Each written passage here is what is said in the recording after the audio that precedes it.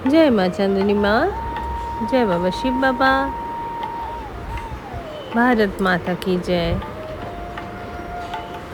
আমি বর্ণালী বিজয়িনীর ইউটিউব চ্যানেলে আপনাদের সবাইকে স্বাগত জানাই।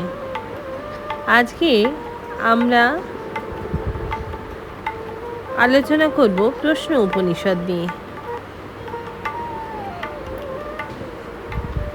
প্রশ্ন উপনিষদের মধ্যে প্রথমেই খুব সুন্দরভাবে আসে আমি বা আমরা কে, আমাদের এই জীবন কোথা থেকে এলো, মৃত্যুর পরে কি আছে।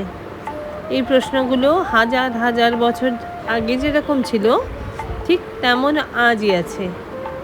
আজ আমরা জানব প্রাচীন ভারতের এক অসাধারণ গ্রন্থ প্রশ্ন উপনিষদ নিয়ে, যেখানে 6 জন ঋষি করেছিলেন 6টি গভীর প্রশ্ন, আর সেই উত্তরে লুকিয়ে আছে জীবনের আসল সত্য।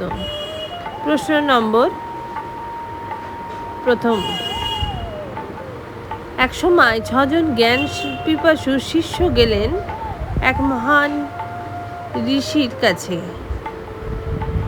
ঋষির নাম ছিল পিপালাদা। তারা বললেন, গুরুদেব, আমরা জানতে চাই জীবনের আসল সত্য। ঋষি বললেন, এক তপস্যা করো, 1 বছর সময় লাগবে, তারপরে আমি উত্তর দেব। প্রশ্ন 1, এই বিশ্ব সৃষ্টি হলো কিভাবে? ঋষির উত্তর ছিল, সব কিছুর উৎস হলো প্রাণ এবং রই মানে শক্তি ও পদার্থ। প্রশ্ন 2, মানব দেহে কত শক্তি কাজ করে? ঋষির উত্তর ছিল 5টি প্রধান প্রাণ শক্তি: প্রাণ, আপান, সমান, উদান ও ব্যান। প্রশ্ন নম্বর 3, প্রাণ আসে কোথা থেকে? ঋষিমুনির উত্তর, আত্মা থেকেই প্রাণের উৎপত্তি। প্রশ্ন নম্বর 4, ঘুমের সময় কি ঘটে? তখন আত্মা আবার নিজের মধ্যে ফিরে যায়। 5, ওম জপ করলে কি হয়? ঋষির উত্তর ছিল, এটি মানুষে মুক্তির দিকে নিয়ে যায়। প্রশ্ন নম্বর 6, মৃত্যু পরে কি হয়? ঋষির উত্তর ছিল, জ্ঞান অনুযায়ী আত্মা ভিন্ন পথে যায়। এই প্রশ্ন উপনিষদ আমাদের শেখায়, জীবন শুধু শরীর নয়, আত্মাই আসল সত্য। জ্ঞান ও সাধনায়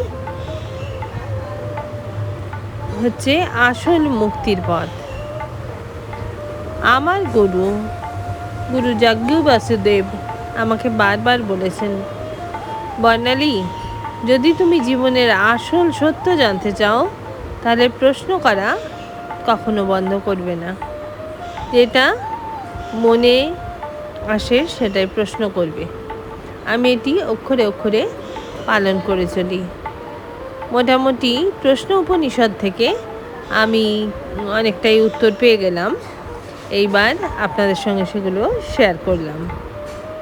নমস্কার, খুব ভালো থেকো সবাই, আর আমার চ্যানেলটাকে সাবস্ক্রাইব করতে ভুলো না। হবে কালকে আবার অন্য কোনো উপনিষদের অধ্যায় থেকে। ততক্ষণে খুব ভালো থাকবেন সবাই। জয় মা চাঁদনী মা, জয় বাবা শিব বাবা, শুভরাত্রি।